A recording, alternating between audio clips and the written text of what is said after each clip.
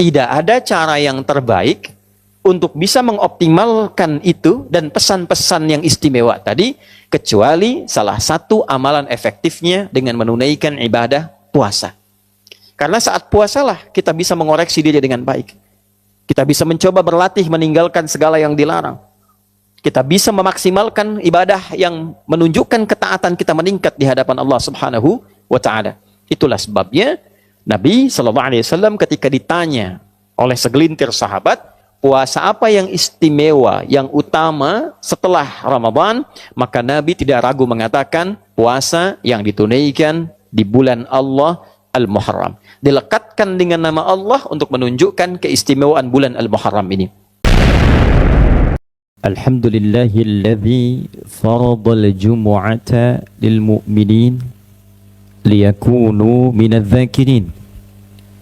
Wassalatu wassalamu ala Rasulillah nabiyyina wa sayyidina Muhammadin afdalil anbiya'i wal mursalin imamil muhsinin wal muttaqin alladhi ursila rahmatan lil alamin. Fassalawatullahi alaihi wassalamuhu tam wa ala alihi wa sahbihi wa dhurriyyatihi wa ummatihi ila yaumiddin. Nashhadu an la ilaha illallah wahdahu la syarika lah wa nashhadu anna Muhammadan abduhu wa rasuluhu alladhi la nabiyya ba'dah. Amma ba'd, saya ibadallah ahbaballahi wa ahbaba rasulih sallallahu alaihi wasallam, usi nafsi wa iyyakum bitaqwallahi faqad fazal muttaqun. فلا تموتن إلا وأنتم مسلمون. فقال تعالى يا أيها الذين آمنوا اتقوا الله حق تقاته ولا تموتن إلا وأنتم مسلمون. Hadirin jamaah Jumat rahimani wa rahimakumullah. Alhamdulillah, kita mengawali Jumat ini dengan bersyukur pada Allah Subhanahu wa taala. Kita masih diberikan kesempatan untuk membuktikan keberimanan kita kepada Allah Subhanahu wa taala dengan menunaikan ibadah Jumat. Hadirin, Al-Imam Al-Bukhari mendokumentasikan satu riwayat yang kemudian dikuatkan juga oleh Al-Imam Muslim rahimahumallahu taala. Ada dua sosok terdekat dari Nabi sallallahu alaihi wasallam yang dikutip dan didokumentasikan riwayatnya oleh dua imam ahli hadis mulia ini. Yang pertama, dalam satu dokumentasi Al-Imam Muslim nomor hadis 1163 terdapat satu riwayat yang disandarkan pada sahabat mulia Abdurrahman bin Sahar radhiyallahu ta'ala anhu, yang namanya kita kenal dengan sahabat Abu Hurairah. Satu kali beliau mengisahkan bahwa Nabi SAW pernah ditanya, su'ila an-nabiyyu sallallahu alaihi wasallam. Nabi SAW pernah ditanya, ayyu salati afdali? Ya Rasulullah, salat apa yang paling utama ba'dal maktubati, setelah yang fardu itu? Wa ayyu siyami afdal ba'da syahri Ramadan atau kama qala, dan puasa apa yang paling utama setelah puasa Ramadan? Maka Nabi SAW kemudian menjawab, wa kama qala afdalus salati ba'da salatil maktubati, salat yang paling utama setelah salat fardu itu as-salatu fi jawfil laili, yaitu salat yang ditunaikan di pertengahan malam, tahajud. Wa afdalus siyami ba'da syahr Ramadan, dan puasa yang paling utama setelah puasa yang ditunaikan di bulan Ramadan itu siyam syahrillahil muharram, yaitu puasa yang ditunaikan di bulan Allah, yaitu bulan Al-Muharram. Rawahu Muslim, diriwayatkan oleh Imam Muslim dalam kitab sahihnya nomor hadis 1163 dan riwayatnya tersambung kepada sahabat Abu Hurairah radhiyallahu taala anhu. Hadirin, hadis ini memberikan kesan yang istimewa pada bulan Al-Muharram karena disifati bulan ini dengan amalan-amalan yang tidak serupa dengan amal ibadah yang ditunaikan di selainnya. Tidak sama ketika kita tunaikan di bulan Safar misalnya, bulan Rabiul Awal. Demikian seterusnya, setiap waktu memiliki keistimewaannya. Ramadan punya keunggulannya tersendiri, Dzulhijjah punya keunggulannya tersendiri, maka bulan Al-Muharram memiliki keutamaan yang langsung disebutkan oleh Nabi sallallahu alaihi wasallam. Salah satunya adalah bulan yang saat menunaikan ibadah puasa di dalamnya, maka puasa itu menjadi istimewa di hadapan Allah Subhanahu wa taala. Hadirin sekalian, apa korelasinya ibadah puasa ini dengan bulan Al-Muharram? Atau dalam bahasa yang lebih lugasnya, apa hikmahnya ibadah puasa ini ditunjuk menjadi ibadah yang istimewa di bulan Al-Muharram? Kenapa tidak disebut umrah misalnya? Kenapa tidak disebut tilawah Al-Quran? Kenapa tidak disebut misalnya sedekah? Tapi yang diutamakan di sini adalah as-siyam atau puasa. Hadirin, seperti kita ketahui, puasa adalah di antara amal ibadah yang saat ditunaikan di waktu yang sama, dalam kondisi yang sama, bisa meningkatkan ketaatan kepada Allah Subhanahu wa taala, taat sekaligus juga mencegah pelakunya berbuat maksiat. Seorang yang puasa umumnya bukan hanya menunaikan ibadah fardu yang terjaga, sunnah ingin dia kerjakan. Salat sunnah dia tingkatkan. Bacaan Al-Quran dia tingkatkan. Sedekah dia tingkatkan. Dan inti pada puasa, ini yang paling penting adalah ibadah ini memiliki kesan yang istimewa karena mampu dengan menunaikannya secara benar dapat mengendalikan nafsu syahwat manusia sehingga berpotensi ia meninggalkan perbuatan-perbuatan maksiat dan mencegah perbuatan terlarang di kemudian hari. Seseorang yang menunaikan puasa tentu tidak akan ia mengorbankan puasanya dengan berdusta. Tentu tidak akan terdorong dirinya untuk mencela. Akan menahan tangannya untuk mencuri. Akan menahan sikapnya untuk mengerjakan selalu perbuatan-perbuatan yang mulia saja. Itulah siyam. Itulah fadilah menunaikan ibadah puasa. Dan dengan inilah kemudian para ulama seringkali memberikan highlight, garis bawah, bahwa dengan menunaikan ibadah puasa itu kita mampu mengendalikan diri. Inti puasa pengendalian diri. Inti puasa pengendalian nafsu. Seseorang yang mampu mengendalikan nafsunya, maka ia akan mampu mencegah dirinya berbuat maksiat. Itulah sebabnya nafsu ketika disebut dengan fujur di antara namanya, lawannya adalah takwa. Wa nafsi wa ma sawwaha fa'alhamaha fujuraha wa taqwaha. Tujuan puasa mengendalikan nafsu, meningkatkan takwa. Itulah sebabnya ketika 30 hari atau 1 bulan kurang lebih kita menunaikan ibadah puasa Ramadan, tujuan terbesarnya adalah meningkatkan takwa, mengendalikan nafsu. Ya ayyuhalladzina amanu kutiba alaikumus-syiyam kama kutiba 'alal ladzina min qablikum la'allakum tattaqun. Dengan menunaikan puasa itu diharapkan takwanya meningkat. Bila takwa sudah meningkat, otomatis nafsunya ditekan. Bila takwa meningkat, taatnya naik, maka maksiatnya ditekan. Maksiat itu cenderung mendorong pelakunya untuk berbuat sesuatu yang terlarang. Perbuatan yang terlarang dalam syariat disebut dengan muharram. Mencuri terlarang, maka mencuri itu muharram. Minum khamar, miras santika itu muharram. Korupsi itu muharram. Berdusta itu muharram. Hukum yang melekatkan pada setiap perbuatan yang dilarang, hukumnya disebut dengan haram namanya. Mencuri itu muharram, hukumnya haram. Korupsi itu muharram, hukumnya haram. Bila kita ingin berlatih meninggalkan segala yang dilarang itu dan memulai pada waktu waktunya kita untuk mempraktekkan itu, di waktu ini saya ingin meninggalkan segala yang dilarang. Maka rumusnya di antaranya dalam bahasa Arab, tambahkan al pada nama kalimatnya. Sesuatu yang dilarang muharram, tambahkan al disebut dengan al-muharram.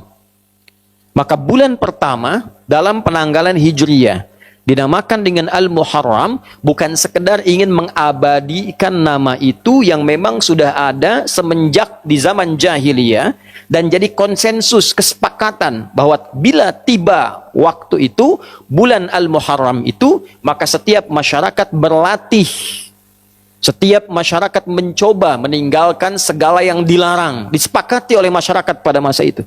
Anda bayangkan zaman jahiliyah saja, kalau sudah masuk Al-Muharram, sudah viral dari masa-masa sebelumnya. Jangan bertengkar, jangan saling membunuh, jangan saling menyakiti. Itu ada konsensus. Maka Islam datang mengukuhkan itu, sekaligus memberikan satu sinyal isyarat bahwa tidak ada perbedaan syariat zaman-zaman Nabi sebelumnya yang ditutup disempurnakan oleh Nabi Muhammad SAW. Itulah sebabnya ketika satu di antara bulan Hurum disinggung dalam Al-Quran, di surah ke-9 At-Taubah, di ayat ke-36, ketika Allah mengatakan, Inna iddatash syuhuri indallahi 12 syahran fi kitabillah, yawma khalaqas samawati wal arda, minha arba'atun hurum. Dzalika ad-dinul qayyim fala tadhlimu fihinna anfusakum. Sungguh Allah menegaskan jumlah bilangan bulan yang Allah telah tetapkan sejak mencipta langit dan bumi itu, yang mengiringi perjalanan waktu kita setahun ada 12 bulan. Dari 12 itu ada 4 bulan yang terhormat, bulan Hurum. Bulan kita menjaga diri, menjaga kehormatan, mengevaluasi, meninggalkan maksiat. Itulah ketentuan agama yang benar. Maka bila telah tiba di 1 bulan itu, maka jangan sampai kita melakukan perbuatan-perbuatan yang terlarang. Jangan menzolimi diri. Lisan itu fungsinya bicara yang baik. Ketika lisan digunakan pada yang tidak baik, itu zalim namanya. 4 bulan ini 3 berurutan kata Nabi. Thalatha mutawaliyah. Dzulqa'dah, Dzulhijjah, Al-Muharram. Lalu yang keempat bulan Rajab. Bulan yang ke-7 itu yang kita ketahui. Hadirin, bila kita rangkai seluruh uraian ini, ternyata Al-Muharram bukan menjadi penanda awal pergantian satu waktu dalam penanggalan Islam. Tapi Al-Muharram juga komitmen kita untuk memulai hari baru, tahun baru, waktu yang baru, dengan keadaan yang baru yang lebih baik. Bagaimana cara menjadi baik itu? Berhijrah. Apa esensi hijrah itu? Maka dalam hadis riwayat Al-Bukhari diisyaratkan oleh Nabi SAW, esensi hijrah itu meninggalkan segala yang dilarang oleh Allah dan Rasulnya, yang haram-haram. Maka kalendernya Hijriyah, bulannya Al-Muharram, perbuatannya koreksi diri kita, evaluasi diri kita untuk mencoba meninggalkan segala yang dilarang oleh Allah dan Rasulnya. Tidak ada cara yang terbaik untuk bisa mengoptimalkan itu dan pesan-pesan yang istimewa tadi, kecuali salah satu amalan efektifnya dengan menunaikan ibadah puasa. Karena saat puasalah kita bisa mengoreksi diri dengan baik. Kita bisa mencoba berlatih meninggalkan segala yang dilarang. Kita bisa memaksimalkan ibadah yang menunjukkan ketaatan kita meningkat di hadapan Allah Subhanahu wa Ta'ala. Itulah sebabnya Nabi SAW ketika ditanya oleh segelintir sahabat, puasa apa yang istimewa, yang utama setelah Ramadan, maka Nabi tidak ragu mengatakan puasa yang ditunaikan di bulan Allah Al-Muharram. Dilekatkan dengan nama Allah untuk menunjukkan keistimewaan bulan Al-Muharram ini. Hadirin rahimani wa rahimakumullah. Apakah utuh puasanya di bulan Al-Muharram ini? Apakah sebagian saja? Para ulama ada yang mengatakan karena Nabi menyebutkan bulan Al-Muharram, maka ada yang menghukumi silahkan sebanyak-banyaknya tunaikan di bulan Al-Muharram itu. Ada yang membatasi dengan memberikan keutamaan tanggal 1 sampai 10. Ada yang tidak membatasi, bahkan menambahkan keutamaan. Kalau yang biasa Senin dan Kamis, Ayyamul Bid ditunaikan di bulan ini, maka meningkat keutamaannya. Ada juga di antara penanggalan ini satu tanggal yang istimewa, disepakati oleh ulama tanpa perbedaan, dan riwayatnya tersambung pada sosok mulia, lingkup A1 dari Nabi sallallahu alaihi wasallam, satu di antara istri Nabi sallallahu alaihi wasallam, Ummul Mukminin, ibunda kita semua, Sayyidah Aisyah radhiyallahu taala anha. Yang hadis ini direkomendasikan oleh para ulama dan terdokumentasikan dalam Sahih Al-Bukhari nomor hadis 4504. Demikian Imam Muslim mengutip pula hadis ini di nomor hadis 1125. Dari Nabi sallallahu alaihi wasallam informasinya dinukilkan oleh Sayyidah Aisyah, beliau mengatakan radhiyallahu taala anha atau kama qalat, tatkala Nabi sallallahu alaihi wasallam berhijrah ke Al-Madinah Al-Munawwarah, maka orang-orang Yahudi pada masa itu sedang menunaikan puasa di hari ke-10 di bulan Al-Muharram, dikenal dengan Ashura. Maka ketika ditanya mengapa mereka puasa, mereka menjawab, inilah hari Musa alaihi salam diselamatkan oleh Allah dari kejaran Firaun. Firaun binasa, Musanya sentosa. Maka untuk menunjukkan bukti syukurnya, ditunaikanlah puasa sebagai syukur pada Allah Subhanahu wa taala. Ini rumus. Boleh diantara nikmat syukur itu kita tingkatkan dan kita syukuri dengan menunaikan ibadah seperti puasa. Nabi muncul hari lahirnya, beliau puasa. Itulah yang menjadi puasa sunnah di hari Senin. Jadi kalau kita merasakan satu nikmat, boleh kita syukuri dengan meningkatkan ibadah, salah satunya puasa. Hadirin sekalian, maka Nabi berkomentar, saya lebih berhak dibandingkan dengan Musa. Maka beliau kemudian menunaikan puasa, meminta umatnya juga menunaikan puasa, sebagai penghormatan pada peristiwa itu, dan ketika tiba Ramadan, Nabi memerintahkan umatnya memilih, mau tunaikan silahkan, mau tidak juga tidak mengapa. Hadirin, ternyata penelusuran terhadap riwayat bukan hanya peristiwa Musa yang terbebas saja. Nabi Adam alaihi salam turun ke bumi dan diterima taubatnya oleh Allah setelah menyampaikan kalimat indah yang diterima dari Allah, Rabbana zalamna anfusana wa illam taghfir lana wa tarhamna lanakunanna minal khasirin, yang diabadikan di Al-A'raf itu. Ternyata terjadinya 10 Al-Muharram.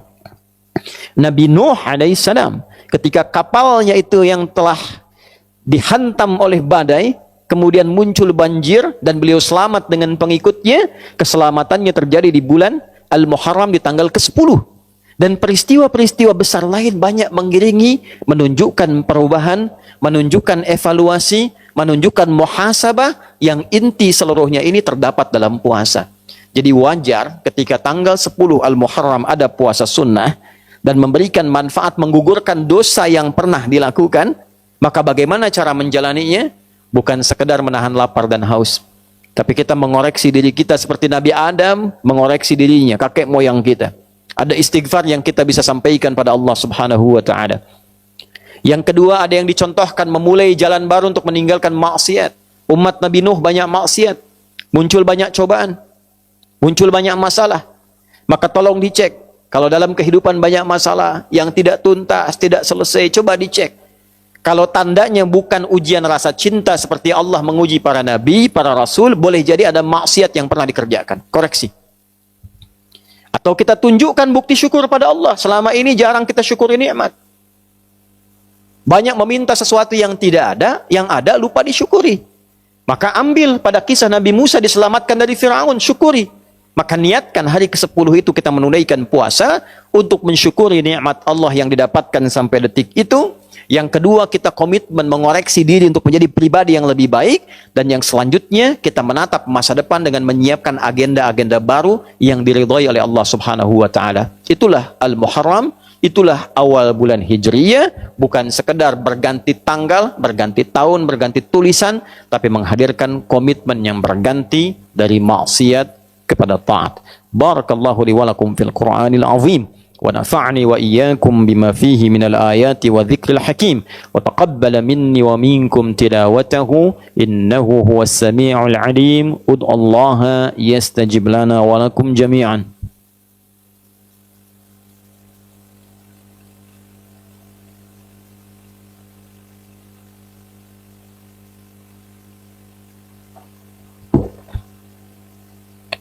Alhamdulillah والصلاة والسلام على رسول الله وعلى آله وصحبه ومن والاه.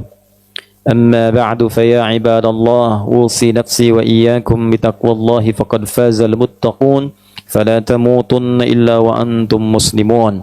نشهد أن لا إله إلا الله وحده لا شريك له ونشهد أن محمدا عبده ورسوله الذي لا نبي بعده. فقال تعالى إن الله وملائكته يصلون على النبي يا أيها الذين آمنوا صلوا عليه وسلموا تسليما. اللهم صل وسلم وبارك على حبيبك الكريم رسولك المصطفى الأمين نبينا وسيدنا محمد وعلى آله وصحبه أجمعين. اللهم نحمدك حمدا كما علمتنا أن نحمدك ونشكرك شكرا كما علمتنا أن نشكرك. أنت المقدم وأنت المؤخر بيدك الخير إنك على كل شيء قدير. ربنا لا تدع لنا في مقامنا هذا وفي كل مقام ذنبا إلا غفرته ولا هما إلا فرجته ولا دينا إلا قضيته ولا مريضا إلا شفيته ولا حاجة من حوائج الدنيا والآخرة فيها لك رضا وفيها لنا الصلاح إلا قضيتها يا أرحم الراحمين. اللهم تبنا إليك توبة نصوحا كفر عنا سيئاتنا واغفر لنا ذنوبنا في هذا الشهر المبارك محرم يا الله شهرك المبارك المعظم يا أرحم الراحمين. اللهم اغفر للمسلمين والمسلمات والمؤمنين والمؤمنات الأحياء منا والأموات إنك سميع قريب مجيب الدعوات ويا قاضي الحاجات. اللهم سلمنا والمسلمين سلمنا والمؤمنين يا خير الناصرين. اللهم انصر إخوتنا في فلسطين واجعل أحياءهم مجاهدين في سبيلك وموتاهم شهداء وألحقنا معهم في رحمتك يا أرحم الراحمين. واجعلنا من المصلين في مسجد الأقصى قبل وفاتنا يا أرحم الراحمين. اللهم احفظ بلادنا أندونيسيا واجعلها بلدة طيبة وأنت ترضاها واهدي يا الله أمراءها ورؤساءها يا أرحم الراحمين يعدلوا في قرارهم ليخففوا حسابهم يوم القيامة يا أرحم الراحمين. اللهم احفظ علماءنا واجعلهم مخلصين لك الدين يا أرحم الراحمين. وبارك هذا المبنى مدرسة أخيار ومعهدها يا رب العالمين. اللهم ربنا آتنا في الدنيا حسنة وفي الآخرة حسنة وقنا عذاب النار. وصلى الله على سيدنا محمد وعلى آله وصحبه وذريته وأمته إلى يوم الدين. وآخر دعوانا سبحانك اللهم ربنا وبحمدك نشهد أن لا إله إلا أنت نستغفرك ونتوب إليك والحمد لله رب العالمين.